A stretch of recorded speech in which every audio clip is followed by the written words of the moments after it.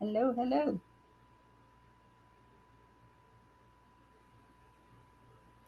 Oh, wow. The recording started on its own. That's cool. Unexpected, but okay. Guess the bots are figuring everything out. Nice to see you, Sarah. Frederica, Ken. Mm.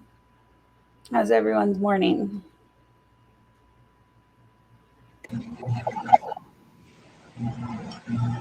Nodding head. It's Friday. I guess it's noon for you, Frederica, yeah? Yes. Almost halfway through for you. Oof. Um, yeah, well, I don't know how many people got to see my overly promoting of this event, but I was really trying to be annoying and I couldn't get there. I don't think I succeeded. People were way too affectionate and warm about my over promotion. So I have failed, but I'm glad you're here. And we got more registrations this time than normal. So I was like, over promoting works. I'm changing my messaging. Just push it. Tag random people. They'll show up. Oh my gosh. Um, yeah, I almost wanted to reach out to everybody registering and be like, give you all this assignment of find the worst over promotional material you've encountered this week, send clips. Let's spam each other as an exercise. Hey, Mark's here and Chris. Hello, hello. Welcome, welcome. Hello. Hi. Jenny, you're all flowing in. I'm watching. You're going to start sharing expert. Nice, exactly. Yay. Thank you, Sarah. Um, yeah, I've getting used to seeing most of these faces every week. And so I'm like watching the topics for conflict resiliency dwindle. And I'm like, what am I going to do? I circle. Um, yeah. Hey, Piper, welcome. Molly's here. Yay. And Mark, Yes. you've got a dog, two dogs. Wow. Looking Are behind those the real? camera shot, which is fantastic. Winky and Jake. Wiki and Jake. I mean, they're real to me. Yeah, they are. Why I would we don't know mask that that? they're real to other ones.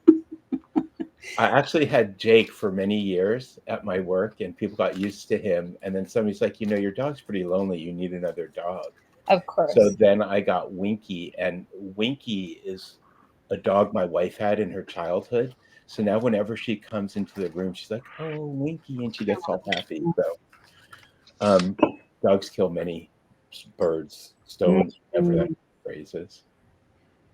Yeah, wow. Thank you for the question, Jenny. On my computer, I am able to see everybody here, but I wonder if it's screen size that might be influencing it, or what I don't have on is the speaker view thing, which is interesting. I've never actually turned that on, but I like it. Yeah, I see 9 also. Exactly. Um, So, just noticing we do have some new faces. So, why don't we do maybe 30 seconds each, just a brief intro, what brings us to responding and showing up for overly promotional content day with our roundtable. So, I will start. I am Ruth. I am a conflict resiliency consultant and community design developer. And I I love this topic because it's not perfectly easy to. I like topics that are kind of like sticky problems that don't ever seem super clear. And so I'm excited to be confused with all of you and try to nail down something here. All right, I'm going to pick somebody who's next to me. Ken, go ahead. Yeah, Ken, I'm director of product at a company called Modulate. We make tools to help moderators, among other things, and I'm kind of trying to understand how we can help out in a positive way. It's not all about just punishing people, because that's not a long-term solution. And so we really want to help build better communities and understand the problem from a deeper level. Amazing. Yay. Welcome. Do you want to pick someone? We'll just toss it. People. Yeah, I'll pick Frederica because they're next to me on the screen. Mm-hmm. Yeah, hi, I'm Frederica. I'm community manager at Primetimer, an online TV forum, and I don't think that we have much of a problem with overly promotional product, but I was curious what it's all about, so that's why I'm here, and I can always learn something. So Glad to hear. I'll pick Sarah. Hi, nice to meet you. Yeah, I'm Sarah. I taught community college for 20 years. I left that job to finish my doctorate in media psychology. I'm a lay Buddhist who just got certified to be an embodiment coach. And so I kind of bring in my meditation practice, and I've been body scanning in virtual reality for about a year and a half. Don't want to unpack a whole lot. Really appreciate what you do, Dr. Diaz and Molly. I know I'm not quite sure how that all works, but thank you for what you do. And nice to meet you guys. Thanks, Sarah. Do you want to pick somebody? Yeah, Molly. I'm excited. I am overly too much this morning. I'm on a steroid for poison ivy that's all over my body, and then I'm also like on 2 hours of sleep. So I am like overly everything too much, and always have been. And so this is a perfect topic for me. I don't overly promote myself because I hate promoting myself, talking about myself. So yeah, I also don't know how it works. I actually like to amplify and promote Ruth. So like I'm mostly like the support, and I've been I was in community for a long time doing building. That's where I met Ruth, and so now I'm here just as like a bouncy llama that's kind of just off the rails right now at 9 in the morning. That's awesome. Let's see, who shall we go to? Hey Piper, how about you?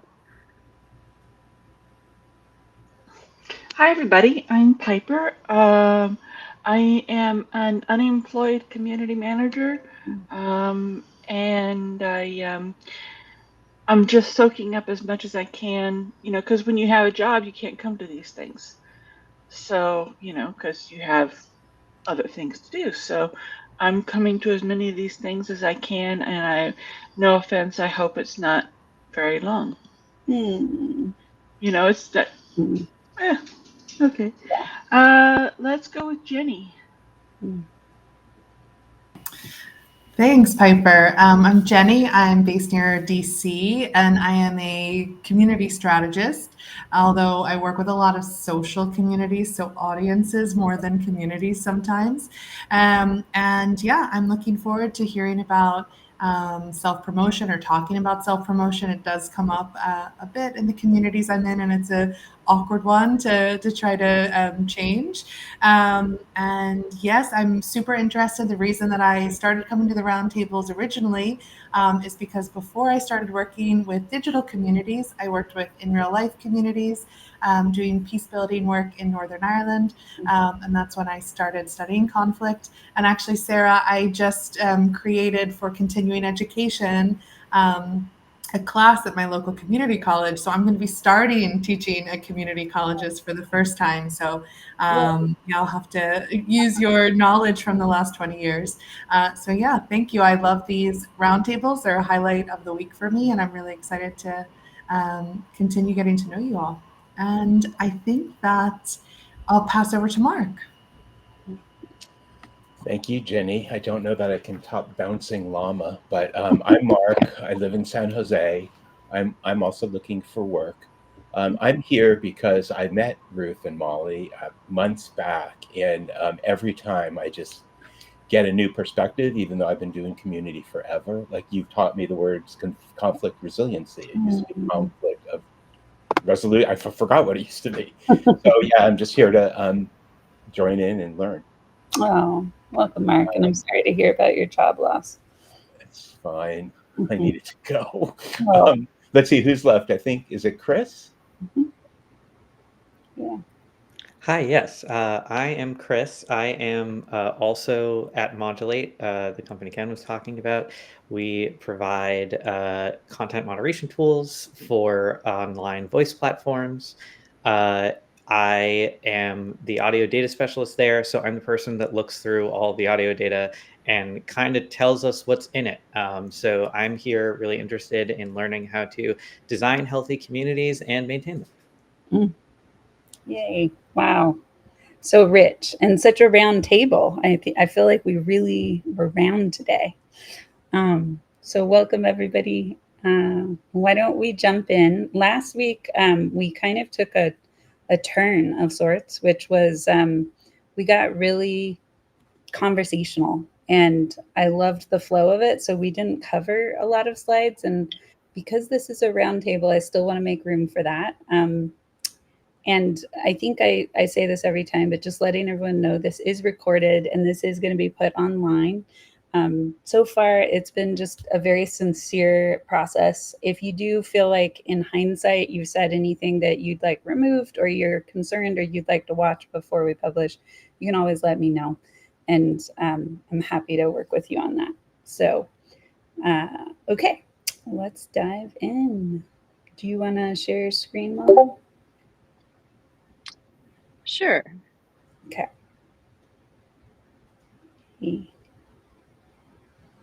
Please hold. Um, I can if you're. I forgot how to do it so that it's like the slideshow, but not the slideshow. That's okay. I got it. No worries. All right. Oh, wait. Never mind. Yeah, you do it. Okay.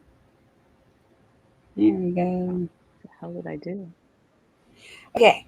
So you've all seen the llamas. You've seen us before. This is our dual reality photos. Our goals for roundtables are learning the difference between resolution and resiliency, which Mark brought up. Yay. A plus for you, Mark. Be in the liminal.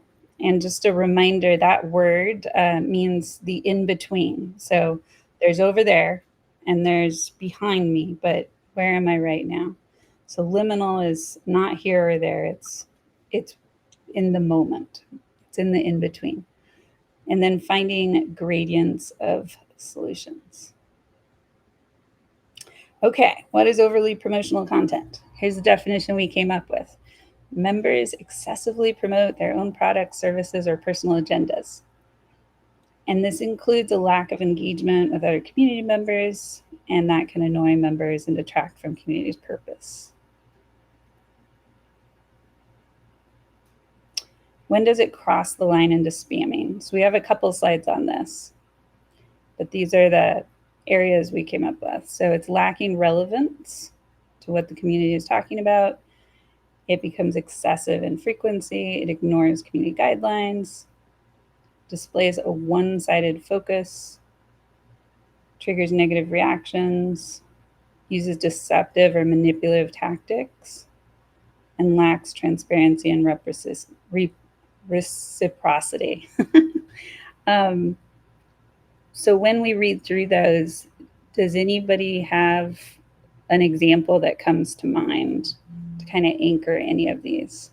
We'll be diving into them a little more later. Yeah, I do. Mm-hmm. There was a community I was working with several years ago, and it was a long-standing community, even though I was new to the platform. They had just transitioned to a new platform. Mm-hmm. And there was this one character who didn't like a lot of the things about the community, and he was constantly posting about those things. And he would post these great big long diatribes, and then he would copy and paste it and post it again to some other conversation. And they were always, his answer was always somewhat relevant to the question that had been asked, but it was just, like, I don't know, maybe an ultra serious, complete history of everything that has gone up to this point in answer to your question about what is red. You know, he would describe lots of stuff.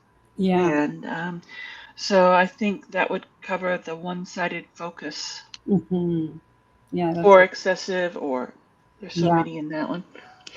No, I love that. That's a really good example. And I imagine that triggered all kinds of negative reactions. I also want to own, and maybe we can kind of try to do this as we talk through this, is like, I'm also the community member, and I have been tempted to cross post the same thing in different conversations before. Have I done it? Probably, but probably not a lot of times, because that always just has these weird feelings to it of going like, oh, this feels really valuable to me that I posted this, but if I post it in multiple places and I'm irritating people, will I really even know it? There's no cross post emoji. Be like, ah. Like, no. Like even posting about this event and all the community manager Slack channels, right? Right. Like yeah, there's so many, and I know how I feel when I see the same ones go up every week on all the millions of them. Yeah. So what's the line there? And this is such a gray area, like it's hard to know we pushed too far until we have. So I want to hold that this is us all practicing grace to understand how to work with this in people. Okay. Any other examples come to mind? Yeah, I work with like a travel and tourism community, and we often have local providers like sharing links to either their products or services. And on one hand, they're in the right place because they're with people who want to go to that destination and experience, certain moments. But it really is a gray line because sometimes it's absolutely not what the intention of that space is, which is like sharing tips and being together to kind of, I think, listen in addition to kind of sharing links. So it's really difficult when we remove something or when we leave something, for sure. That's such a good point also, is like, as a community leader, there's been moments where people have spammed or put up stuff repeatedly or just put up stuff that I know is important to them, but it's not going to fit. I know it's going to cause an irritation for everyone. And it's a delicate thing once it's been put out to sit there and say, no. So, yeah, I feel that pain point. Oof. Yeah, I have one. The reciprocity comes up for me a lot because I moderate a couple of Discord servers and I'm really active in another. And yeah, one kind of habit of behavior I guess I've noticed in those communities is that people will only self-promote. They won't contribute or participate in other conversations. And as a community member, I find that wholly off-putting. So yeah, thanks. Such a good point. And then we go into this label that community managers have found for the people who don't engage, which is lurkers. And that creates this whole like peeping Tom kind of vibe, stalker vibe, versus learners is the reframe I'm hearing more and more that people are using, which is, I'm taking it in and I don't know where to join yet in a useful or meaningful way. And so then that leads me, as somebody who's cultivating those connections, to sometimes just reach out and say, hey, I've noticed you started a conversation and then you didn't engage anymore, or I noticed you jumped in for a moment and then you disappeared, and I'm curious what happened there. Just to start to understand what those patterns are. Okay. Any other examples?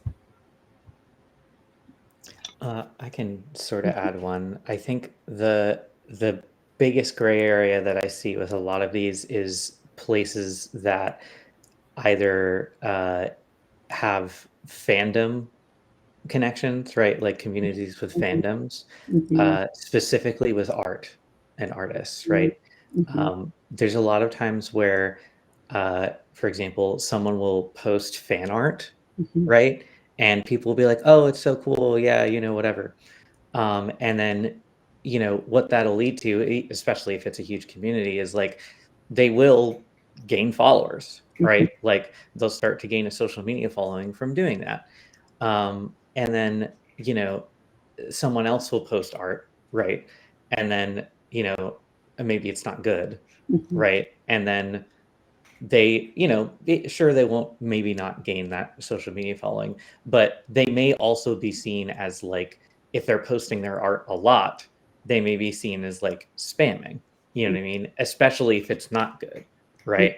Because if it's good, then people like it and they want to see more of it in the community. But if it's not good, then people don't like it and it's irritating, you know? So there is this like super huge gray area, I think, with with fandom communities that post art, or like art sharing or music sharing communities or things like that, where like there is this sort of like uh, you know, I guess I'd call it like meritocracy style, like meritocratic sort of thing that goes on. And I've noticed this too with like fandom communities that like have multiple different kinds of artists, right? Like there are places where I've seen like people who are engaged in massive communities post art and then get banned because they posted not so good art. And then there are people I see who are influencers who post their art on there, who are making a business out of it, still get their posts allowed because they're popular, So there's this sort of like really strange thing that happens where like, in a way, art is like, one of those things where if the person's making a living doing it, they're making a living being popular in a community, right? But at the same time, right, if that's what they're doing, they're kind of hijacking that community to make a profit, which is the thing we don't want them to do. So. Yeah. Wow. And I think this is maybe a place to, let's see here. Okay. Yeah, I think this is a good spot. So this is a place where we can, before I go to that slide, talk about group dynamics. So the way that I differentiate the concept of tribe versus village, tribe is I am believing my identity based on being separate from something outside of me. I see my value in comparison to something outside of me. And so that's how I know that we are we, is because of the others out there. And this is the safe, this is the good place, and that's the bad place. And village is finding my identity from what's inside of me and what's inside of us. It's actually just staying with who we are and feeling that specialness.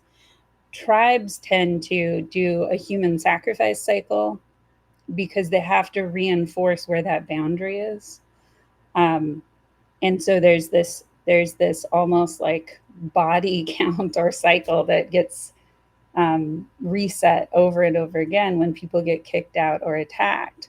That sense of targeting to feel powerful of sorts, but nobody is consciously doing that. It's just this, you've probably seen it. I've felt it even when I've done moderating, like I did live moderation about a week ago. And there was this sense of, okay, battle stations, I'm ready. And then for a while there was no trolling. And so then I was kind of going back and analyzing previous statements to just see like, oh, do I need to like, did I misread something? Are they doing really covert dog whistling? And then the troll we did have showed up, and I was kind of so excited about their trolling comment that I totally missed that they did a kind of worse one where they tagged one of the panelists a minute later because I was so focused on the first one. And so I had to clean that up later on. But, when people are assigned this kind of policing role, or there's this sense of, am I protecting and curating this community enough? There's always going to be somebody who's stepping over the line a little bit too far. and how we deal with that together and like acknowledge it's uncomfortable. What kind of community was the trolling one? That was actually, it was a LinkedIn Live event. You can go back and watch. I don't think you get to see me being like, aha. It was all behind the scenes where I was doing that, but it was on interrupting Black misogynoir regarding Camilla Harris and what's going on there with many Black women are being targeted right now. So, yeah, quite a moment for me to remember that sense of tribe.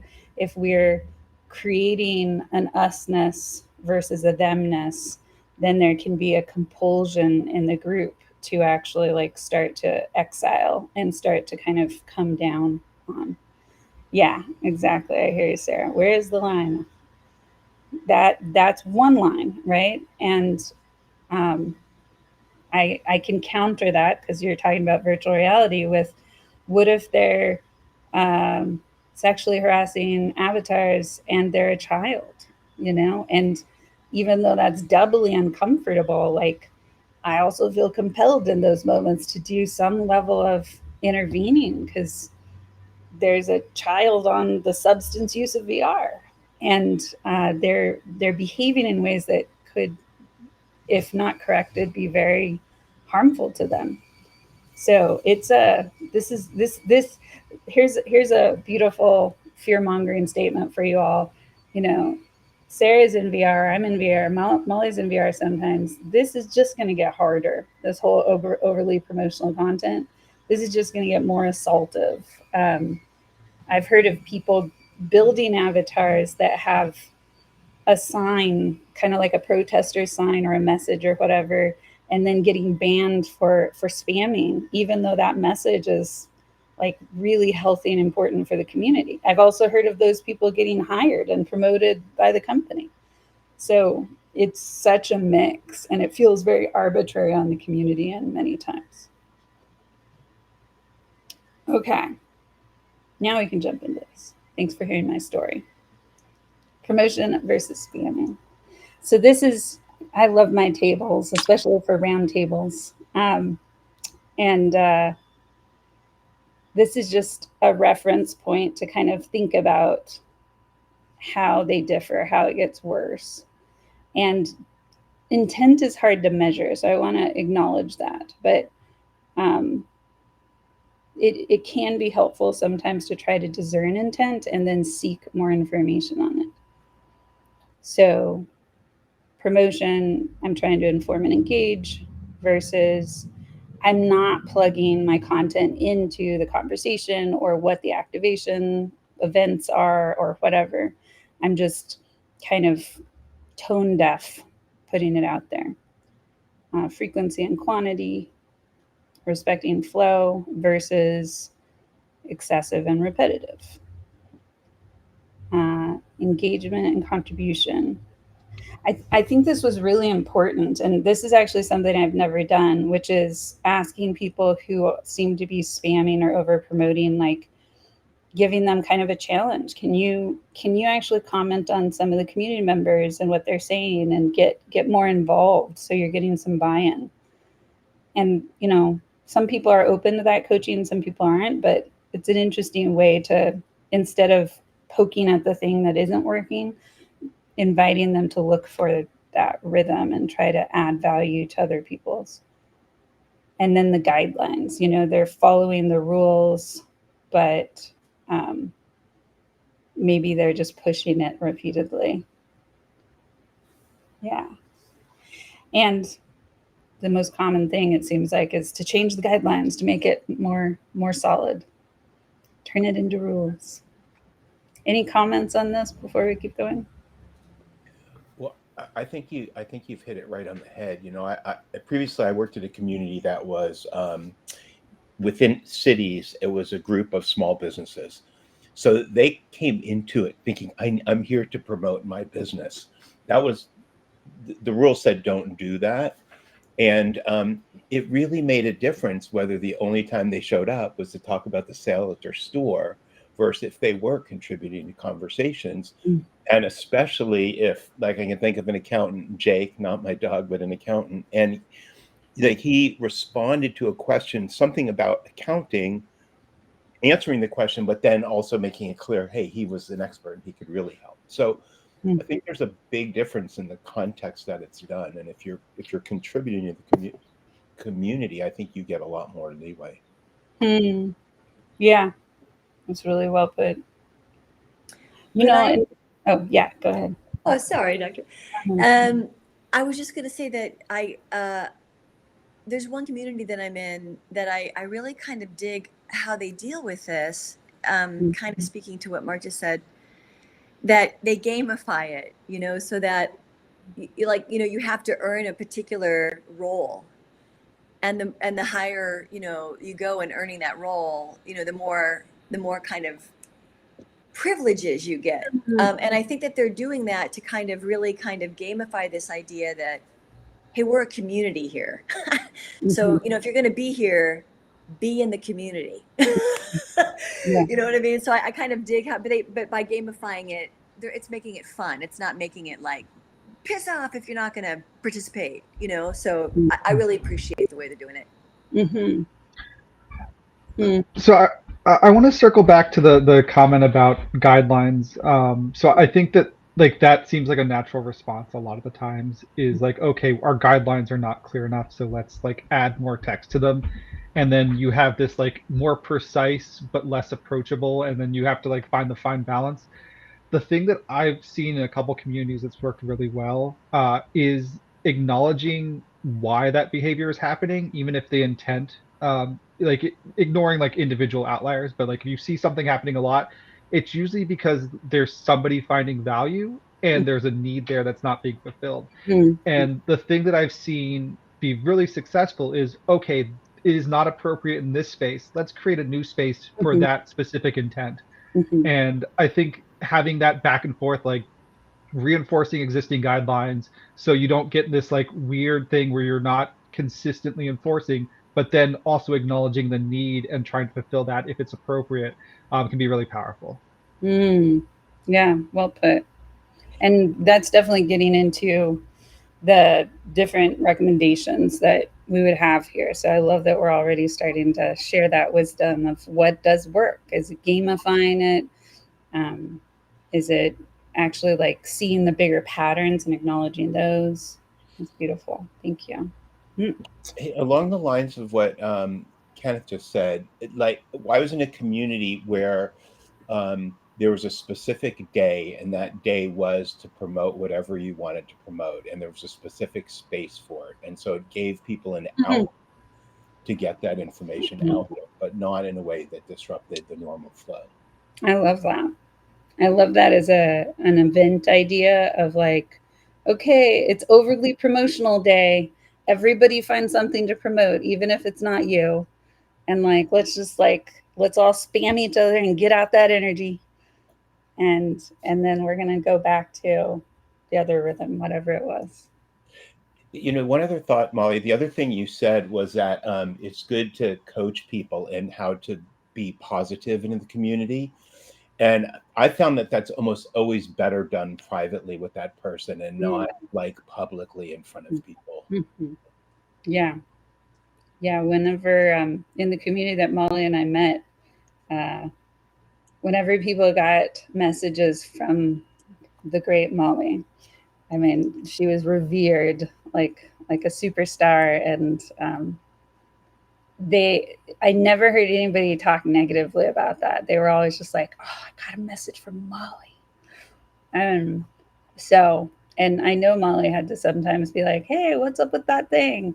And eventually, when I worked with Molly, we both had to be the ones doing that. Now, I've heard plenty from people hearing from me because I was on the ground, boots on the ground many times, and having to be less. I guess I had to be more pointed at times because by the time I would be pulled into it, the volunteer moderators and other leaders had already tried, and it was already such a mess that there was already a lot of tension. And sometimes I just had to be more like a scalpel and be like, this doesn't work. Here are the boundaries. let me know if you want to get together and be conflict resilient.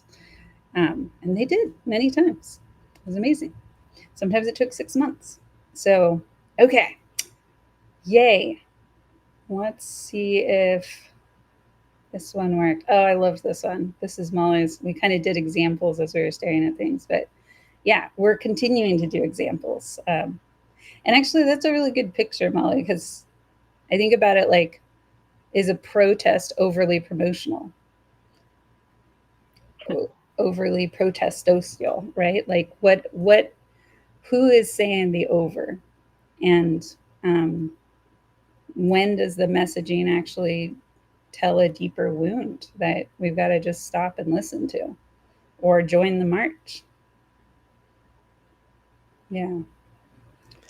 I Oh, kind of have, sorry no, to no, interrupt. go for I it. kind of have a question, I guess, for everyone, kind of an open question about this that uh, I've been chewing on it for probably this entire uh, roundtable, but I think like the more we talk about this, the more there's this part of me that's like wondering about scale. Mm-hmm. Like I think there's a lot of examples that we brought up where like, those communities could be like 200 people, and like it's very obvious who is lurking and who is involved. you Mm-hmm. know like a lot of times this happens in Twitch, on Twitch a lot of times, right? Where like there's the people who are actually engaging with the stream, and then there's the mods, and then there's like the people who are just sort of watching, right?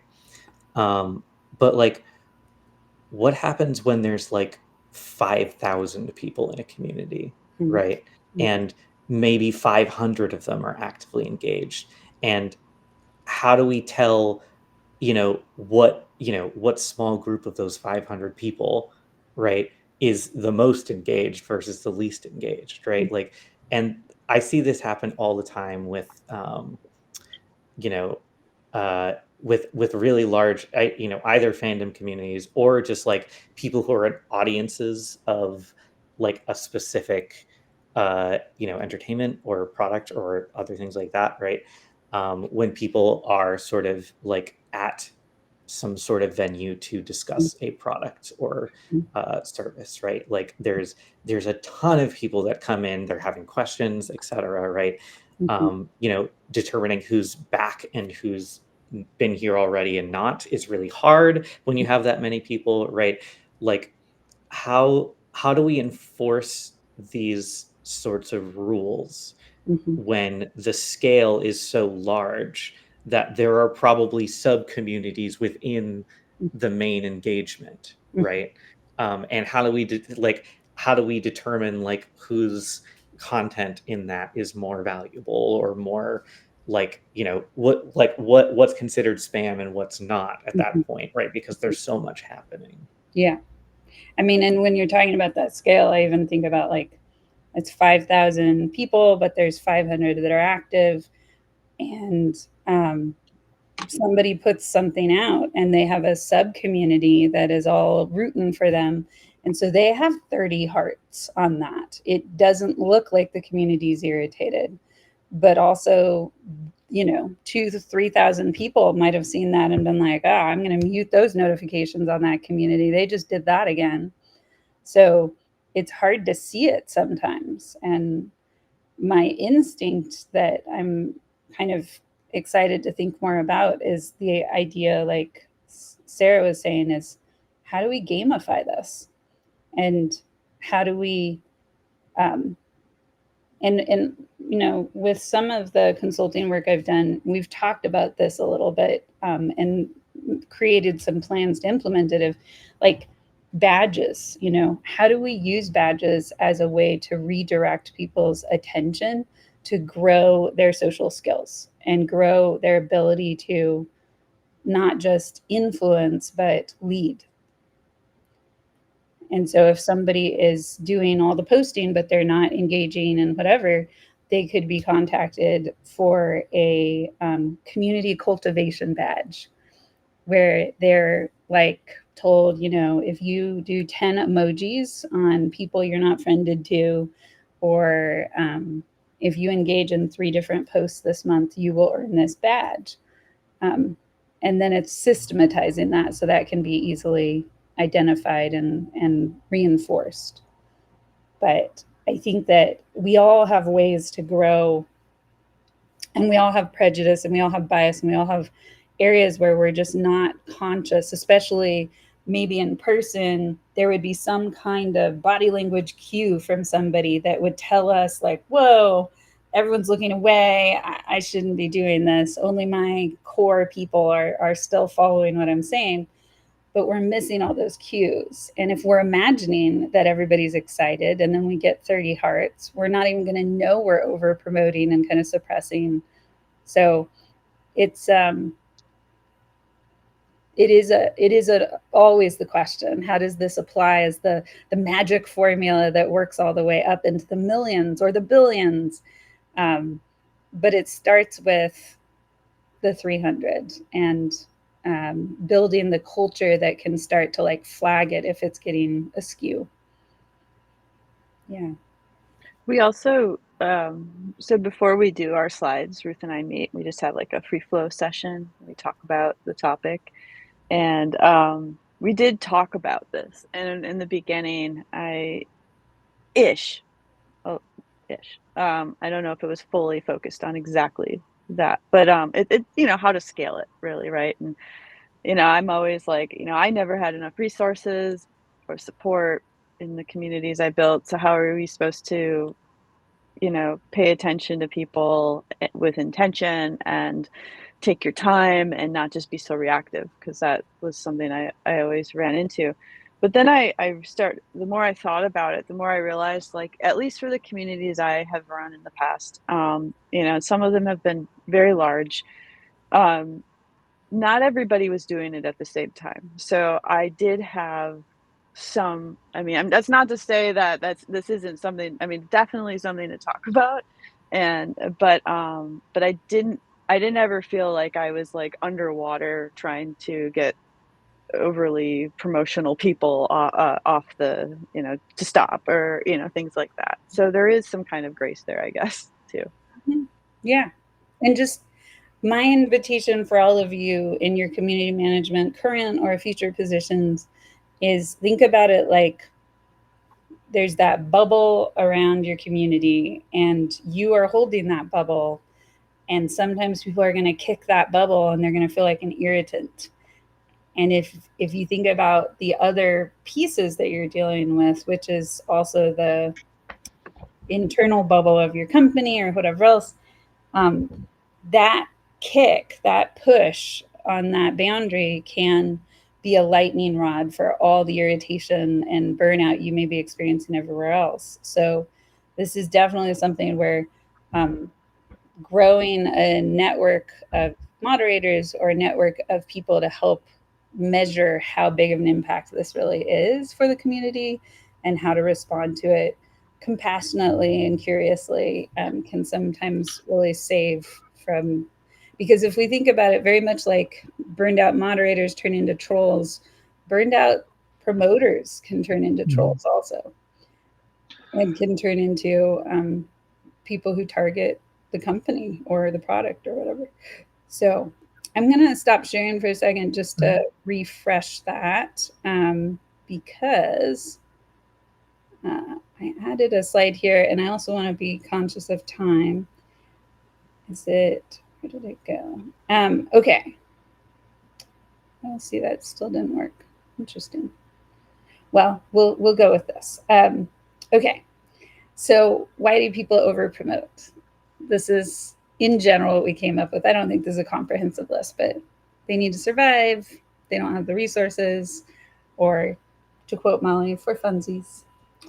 And just knowing like there are healthy needs in these humans that are trying to do this. And then how much is too much? We've been talking about that. So the impact, what is this going to lead to? It's distracting. You get more and more lurkers or churn, or learners are not learning anymore, let's say. Creating an imbalanced community. So now you have these loud influencers and a lot of people just engaging less and less.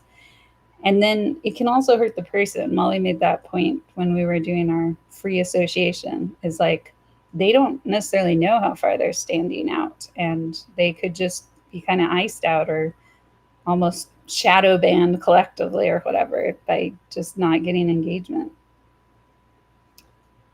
And so what might be going on? We've been talking about this. It could indicate lack of resources to market, promote, and I think it's the piece around like communities are going to have awkward growing spurts and edges.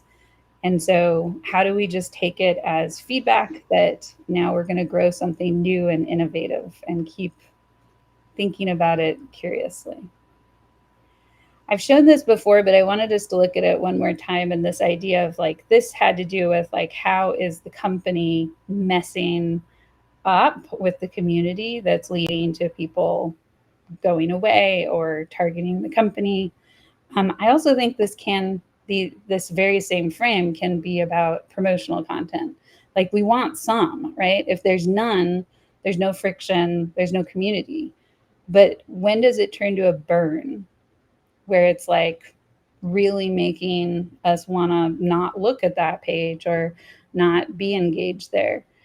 And for me and what I've seen, I think as soon as people start promoting in a way that has direct dollar signs or cryptocurrency or whatever that's saying, I'm going to make money off of you clicking on this, I think it gets into the burn territory.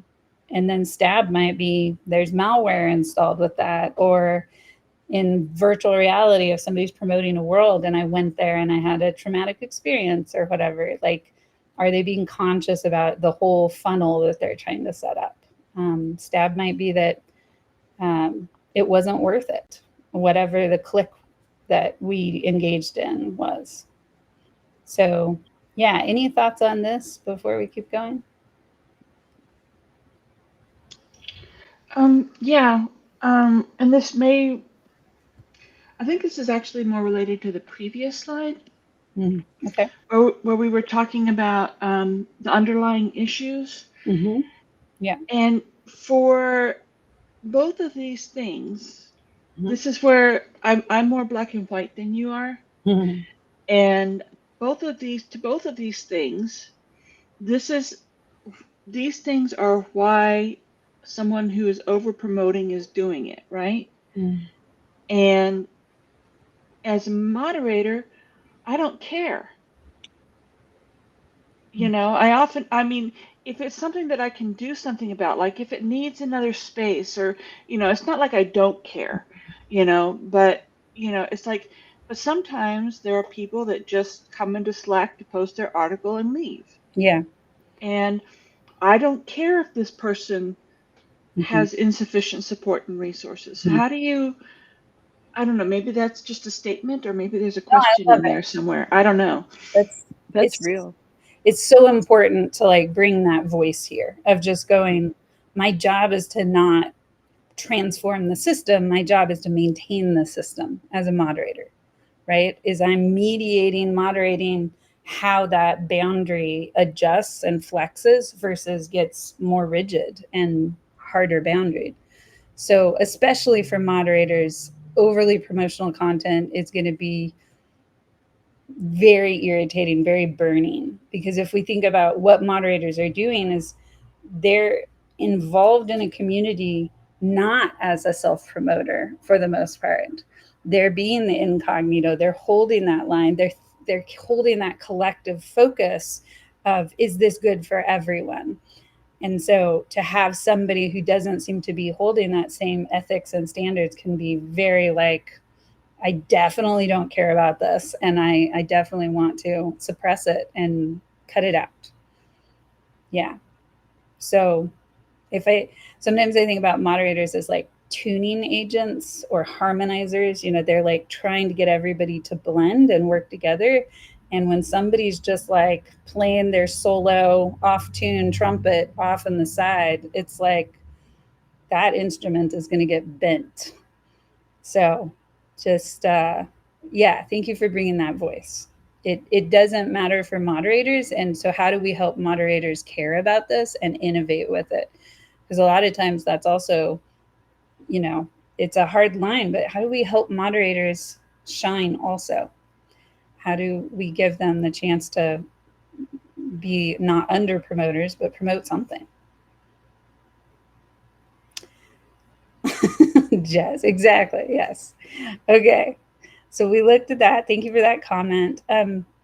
This is just something I was, in general, this is what I summarize it as. If they don't feel respected by the company, they're going to be less likely to respect each other.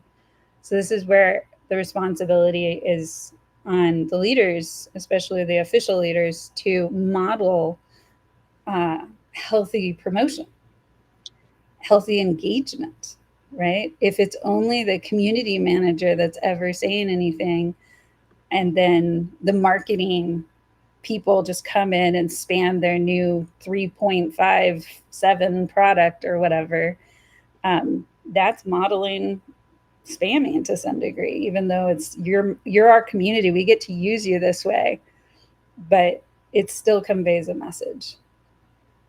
Oh.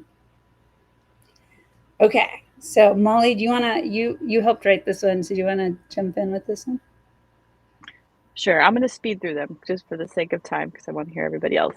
So I think these are a lot of the same things we've done for other topics too.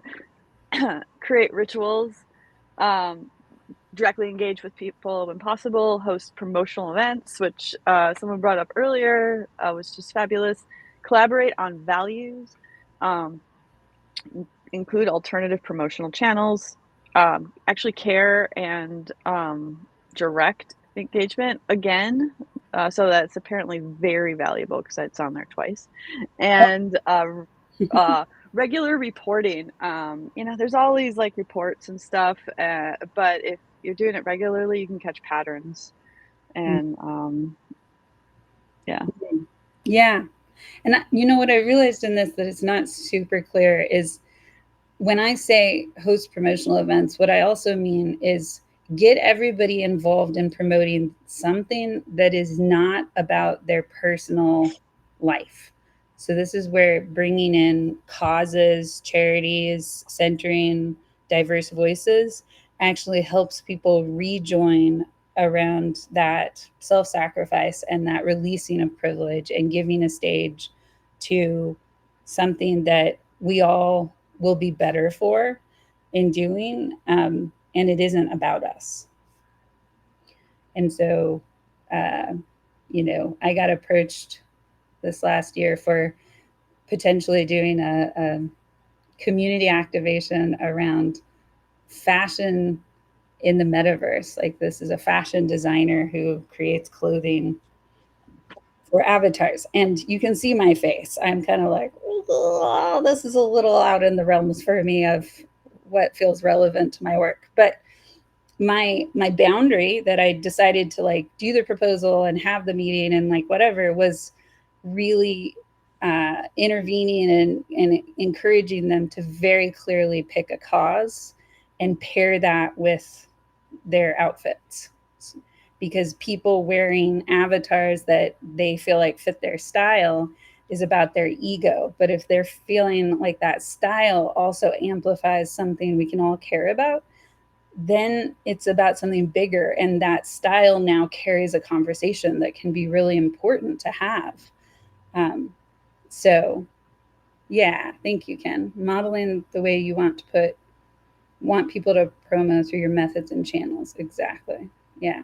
Beautiful. And yeah, I typed that in last minute and now we have two of them. Direct engagement, super direct. Okay, this is a template that I put together. You're welcome to screenshot it. I can also send this to you. But this is the format that I do to call people in. And even though you see it all as one kind of letter here, what I like to do is break this down. So the first thing I send might just be, hello, so-and-so. And then I wait for them to wave at me. And then I've been following you for a while, or not long since you're new. And and here's what I like about you. And so while I'm waiting for them to respond, I'll be trying to find anything I can find that I really like your avatar or whatever. And then they're like, oh, thanks. And I'm like, guess what? It seems like you've been flagged. It depends on how stringent this is going to be. Like, but I'm giving you the template where it's kind of worst case scenario, and they're going to be put on post approval or be a timeout. And so this just gives you the recipe that I suggest using in general, and this can be modified for your different communities. Any thoughts or reflections on that? And then we will finish up here. So this is a bit of a tangent, so feel free to cut me off. But something I've been doing a lot of research on is mirroring a lot of the similarities between some of the school-wide systems and successful community management techniques. And so would love to get people's thoughts on that. But I think that the reason why I'm seeing this at least, is because that's where a lot of the research has gone. And so it's just modeling, what's effective in influencing humans. And this is where we've actually had an actual scientific method approach applied to that. And so I'm just interesting seeing the parallels crop up. And this is something very similar where acknowledging and projecting positive intent and then providing resourcing as a really effective tool. Well, and I would say along with that, these questions, it doesn't mean this person is going to answer these questions. It doesn't mean that they're going to engage again. They might answer them and still keep spamming. But these questions are seeds. They're plants for people to say, like, okay, I'm going to post something. Did I read the guidelines? Am I violating? Okay. Is anything about what I'm going to post potentially going to get flagged? What does make sense about that? And what is my experiment right now and what I'm posting to see if I can, thanks, Sarah, to see if I can do that differently. So it might take them a few cycles, but yeah, that's interesting, Ken. Okay. Yeah. Oh, sorry. I was just going to say, there's a technique called prompting self-reflection that is really mirrored in that. Yeah, beautiful. Exactly. I try to ask sort of open-ended questions for people to like chew on more. Okay, well, it's that fun time to vote. Go ahead and put a number in for what you would like to see next week. We've just got a few left here. And some of these could actually be put together, I was realizing today. So got 2, we've got 4, got 2. It's a battle between 2 and 4. No preference. Oh, Frederica, you have to now. You have to be the tiebreaker. I think we've got more to. Oh no, we're in 4 territory. It's rounding out. Feels like a horse race. Who's going to come in at the end? Did we get? They seem really close, so it's like okay with me. I mean, a lot of these seem really close, and I'm like, I voted for 2 because that's what I used to deal with the most, but I'm kind of okay with any of them, so 4 would work. Okay. Well, we're going to go with the most popular, overly promotional number here, which is well done. We trapped you all in that. Okay. And please, if you haven't, feel free to join our Facebook group, and hopefully we'll see you next week, same time. We're going to be doing, what was the one we chose? Number 4. I'm going to do privacy concerns. Ooh. Privacy. Safety time. Yeah. Thank you, everybody. Yeah. Thanks, everybody. It's good seeing you. Bye. It's great to see everyone. Great as all. Be well.